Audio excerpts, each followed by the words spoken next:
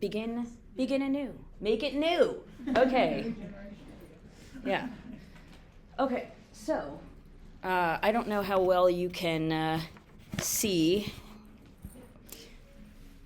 but okay, yeah, so we've talked a little bit about how I got into this, looking for traces of the relationship between words and music that is sort of elaborated in early German Romanticism and then evolves in Germany and crosses the Channel and evolves in England. And in both cases, this idea that it is very exciting to much more closely than ever before join poetry to music by making song this sort of hermeneutically driven thing. That idea is not just a musicological phenomenon, it's a part of general culture that goes from Germany to England, among other places. And so, part of what I found is that over the course of the century, you have a closer and closer integration of music into the fabric of prose fiction. Not just being mentioned as a plot element, which happens all the time in Jane Austen. I mean, think of all the times there's music or singing or a musical gathering in Jane Austen. How frequently do you know anything about what's being sung? Anything offhand? Not much, right?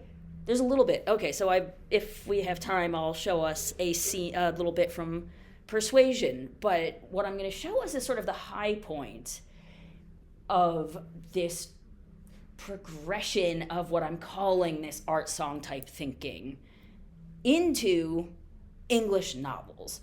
Late Eliot, Daniel Deronda, the most musical. So, 2023 at this conference, I talked about this exact phenomenon in the German-speaking lands. My theory, as I was starting to say before, is that you have this delay between this happening first in Germany and then in England because it is a sort of essentially a German import in England. It takes time to cross the Channel. And some of the people who helped that happen are George Eliot and her husband, George Henry Lewis. And yeah, there we go. These things matter. And yeah, they're both Germanists. They both care about Goethe. They both care. He writes a biography of Goethe, et cetera, et cetera, et cetera. I'd actually love to know more about their time in Germany. You probably know all about it. I just wrote some encyclopedia entry for that, so I can do it. Yay! It's so exciting. Anyway, so if anyone's a Germanist, we can talk about how this happens in Germany and the sort of relative timeline of this in English and Germany. But for today, we're going to talk about it in Eliot. Oh, yeah, okay, this is about what I was just saying.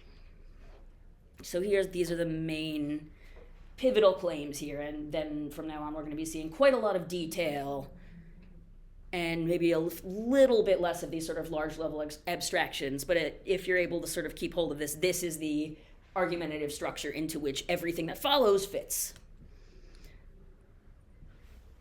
Right, so why is German important in the mind of George Eliot? Well, we need look no further than what happens when you do not have access to it. You die. Mr. Casaubon has a problem. Well, he has so many problems. One of his problems is he's not continental, or at least he doesn't know German. He's trying to do everything just as an Anglophone and pretending that that's not an issue, but it is an issue because the Germans have anticipated English aesthetics, English philosophy of history, English everything in so many ways. And it would be a very naive attempt to reinvent a very complicated wheel for Casaubon to try to, what is he going to like reduplicate Hegel and Kant? Like he's just, he's doing this wrong. And Ladislaw, it's possible he doesn't know how right he is when he says this, because he's apparently just trying to be mean, but he's super correct. What do you say? I think he knows because he knows German. He spent a lot of time on the continent when he does this. I think he knows as well as he's being. Yeah. It's a dig. But, yeah. That was my sense. So there's precedent for this argument about how music gets more closely integrated into, I keep using this metaphor of fabric, the texture, the tapestry, the text, text as weaving, whatever. I guess I'm going to keep relying on this metaphor. I'm just pointing out that it's very hard to actually talk about this sort of integration without relying on some sort of text as weaving metaphor. But what of that? In, I think this is 2018, Pierre Dubois has a similar argument where he says of Georgian literature that Richardson, kind of like I'm saying about Austen, employs music in a seemingly incidental but strategically significant way. Contrast to Lawrence Sterne, who, this is Dubois' words, is interested in the formal characteristics of music and incorporates those into the fabric of his texts. Actually, I can't remember if I added the word fabric, but anyway, there we are. So something similar happens in the Victorian period, I feel, and into the 20th century, because, boy, has this taken off with Forster, and there's an interesting sort of re-merging with the German canon around that time, because Forster coincides with Thomas Mann, chez Benjamin Britten, and things come full circle. But that was a spoiler. So, as promised, here's some words from Persuasion. Anne Eliot is with her suitor cousin, William, at a music-making event, and they're having this flirtation. Yeah, this probably doesn't actually need to be read, but we can revisit it later if anyone is interested. The point is, this is the most that is said about music in any of Austen's later, mature novels. I haven't read all the early stuff. This is about as musical as it gets. It's a flirtation using the medium of Italian and her kind of knowing Italian and her being modest about it and him being like, oh, you only know enough Italian to spot translate for me, do you? And she's like, oh, shucks. It's a flirtation and very little more, musically speaking. This is a sociological encounter. Compare 1860. This is a scene from Daniel Deronda. He, Daniel, was all the while unconsciously continuing the low-toned chant which had wanted his throat.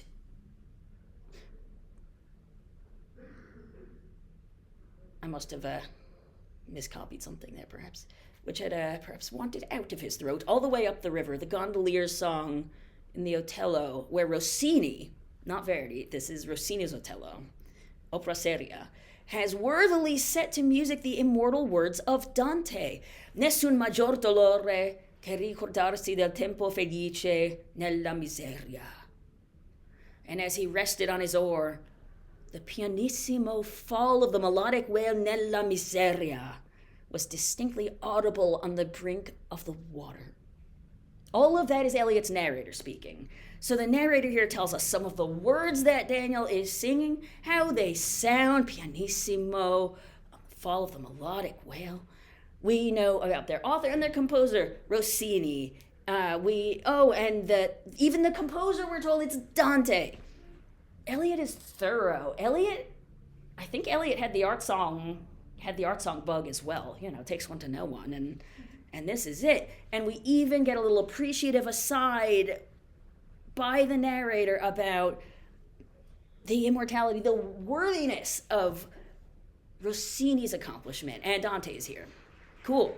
So, wait, what exactly happened? Can we play this? Maybe not. Probably just as well in the interest of time, but I have a little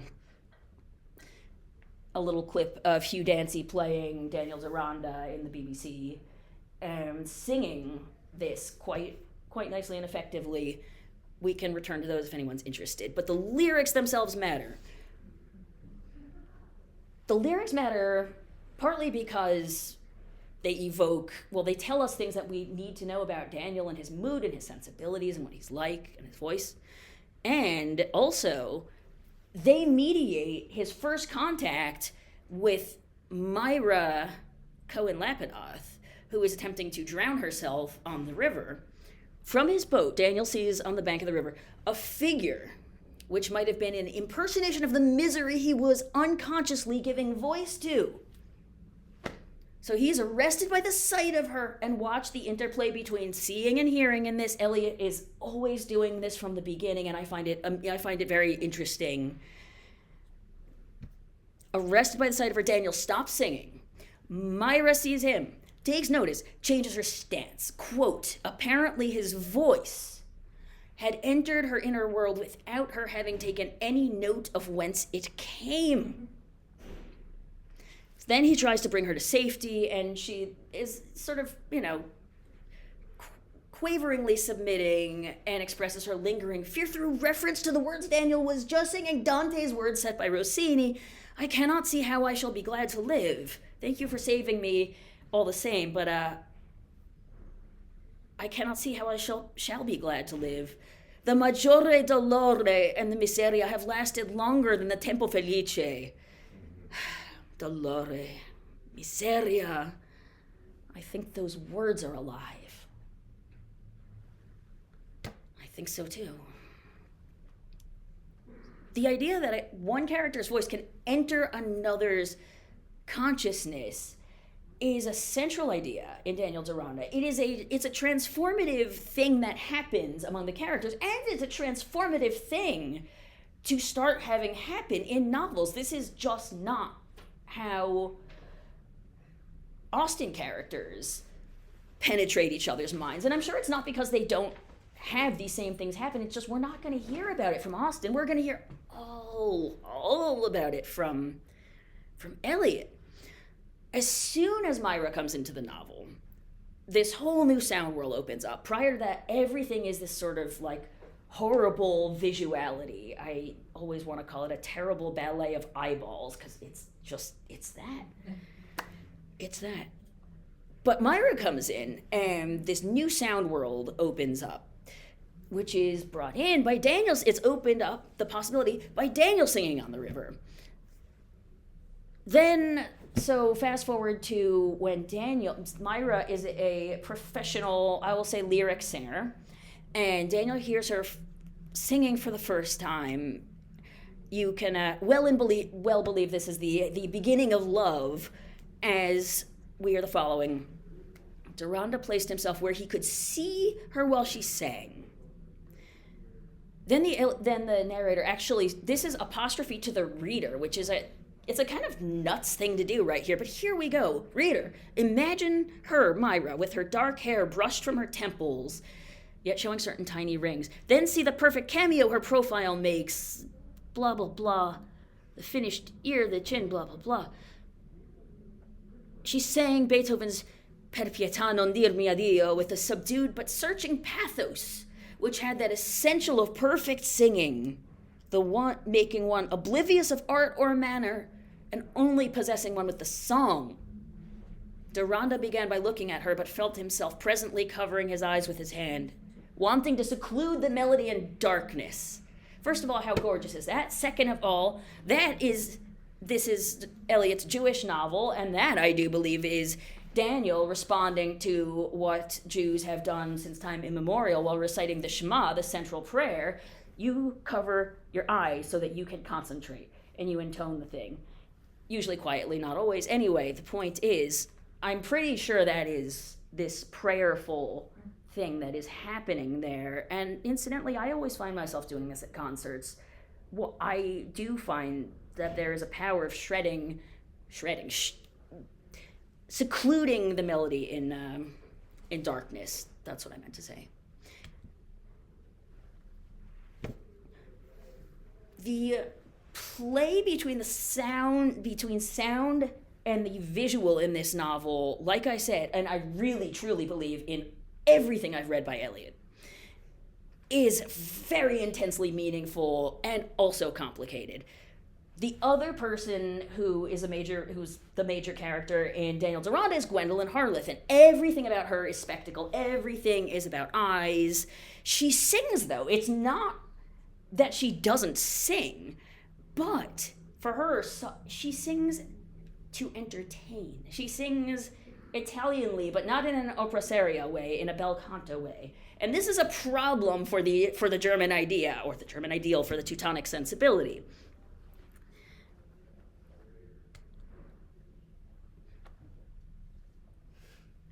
I have this theory about Eliot. This is a sort of perhaps secondary major contention of this talk, which is that in Eliot, you can tell who's going to be good because they have an appreciation for music. Is this ring true? Yeah, I quibble with Gwendolyn, but yes. Well, we'll come back to it. Well, exactly. That's right. But yes. We'll come back to it. So basically, Yes. it's not just people who do music. It's people who have this deep relationship to it. By the end of the novel, Gwendolyn probably has a much deeper relationship with music, is my guess. She has a much deeper relationship with everything. It's astonishing. People don't change. Well, yes, they do. Gwendolyn. Ha. Really. Just the most, transformatively real scene of human transformation. So I should put a sort of asterisk here in naming Gwendolyn, but she's a case in point for musicians who are not the sort of instinctively, intuitively, immediately deep kind. So Rosamund Vincy plays as a sort of accomplishment. She plays to attract a man. It's not that I know she doesn't love the music, but Eliot doesn't really give us a strong indication that she does. Ladislaw seems to care more genuinely for music, or maybe I'm just assuming that. Mr. Lush, Grandcourt's henchman, loves the opera, but he loves the wrong opera. He loves entertaining comic opera. Not serious, not Germanic, not grown-up, not even seria.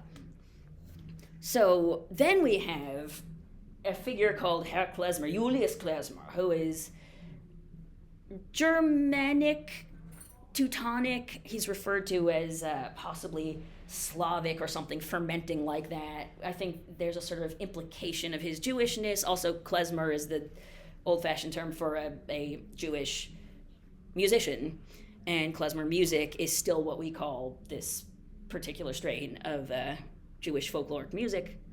So Herr Klezmer comes in here with this German and sort of Jewish-coded German fiery intensity about music. And he is treated to a Gwendolyn Harleth show and has this to say: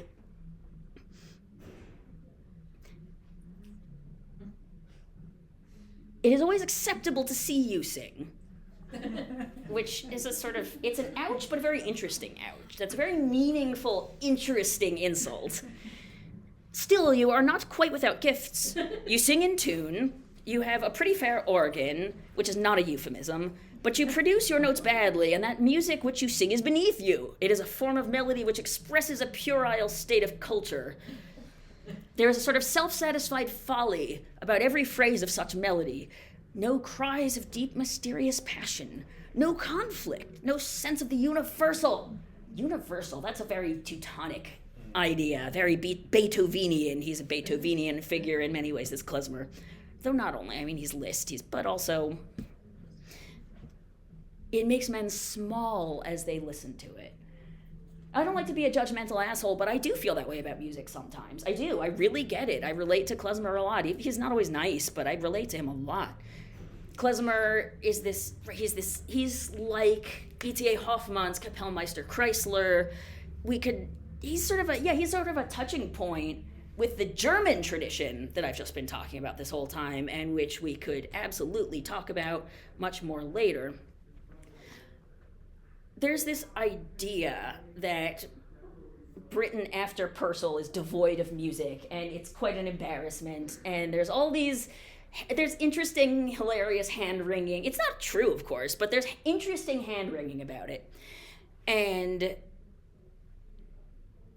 so we have this idea from Ruth Soley, who's a good person to read about this, who is talking about how The British need this Germanic influence. They need this music. There's a cultural capital that the klezmers of the world have in Britain. And part of, I think, what the meaning of that is that music is a force that holds things together in George Eliot.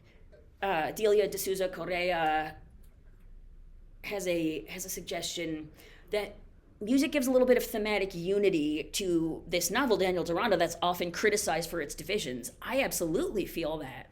And if you go all the way back to Adam Bede has this sort of natural, hearty, organic, healthy baritone, and this is exactly one of those, just like, he's a person you're supposed to watch. And there are all these very sort of true-hearted musicians who appear, and they always are someone you're supposed to trust in some way. They have something deep going on. Was anybody here taught Silas Marner as a student? Or have you tried to teach it? You've taught it? How recently?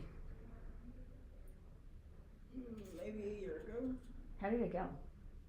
Once you get through the beginning, as always with Eliot, okay. Interesting. Yeah. I have this theory that it's only thought of as a good teaching text because people think that the plot is very accessible. I read this for the first time recently, and I found the prose so hard. And there is this one scene where it's a bunch of guys from Ravelot talking together in a bar. And I just couldn't figure out what I'm supposed to pay attention to. And I was like, oh my God, my students would kill me. But as I was staring at it, trying to make sense of it, music came in and saved the day, because there's this one bit where it's like, I can't tell what they're talking about. I can't tell what's going on. But there's a bit where this one guy, Ben Winthrop, says, my little lad Aaron, he's got a gift. He can sing a tune straight off like a throstle. And I was like, oh, interesting. Eppie marries Aaron. Of course. It's like I knew right then something about this kid. It's like it's a thread you can use to follow the social dynamics, even if you cannot figure out what is going on, as I really could not. So I'll wrap up just by showing, here's a little bit from Jane Eyre that maybe gives a sort of idea of how we get from Persuasion to Daniel Deronda. Jane overhears Rochester singing, and there's actual description of the sound, the baritone. Also, she is interested in German, we learn, of course. Then there's a passage that jumped out at me that I thought was interesting, where Jane, after sitting nearly an hour on the hearth listening to the muffled fury of the tempest, I lit a candle, took down Marmion by Scott, and beginning, and here's quotations of the lines, I soon forgot the storm in music. Eliot, that's gorgeous. Eliot might say something like that. Then we have a reference to the howling darkness, which also sounds like something Eliot would say. So we're getting the more and more, the sounding universe more and more in this world. And then by the time you come out of this century, we have Forster's Lucy Honeychurch and Thomas Mann's Hanno Buddenbrook sort of neck and neck for child prodigy who disturbs others with their heavy Germanic sensibility. Lucy plays the maestoso from Beethoven's last piano sonata and completely alienates people because that is klezmer music and that is not what they were expecting from little Lucy. So I'll just wrap up there. Thank you for your patience. Everyone's been so nice.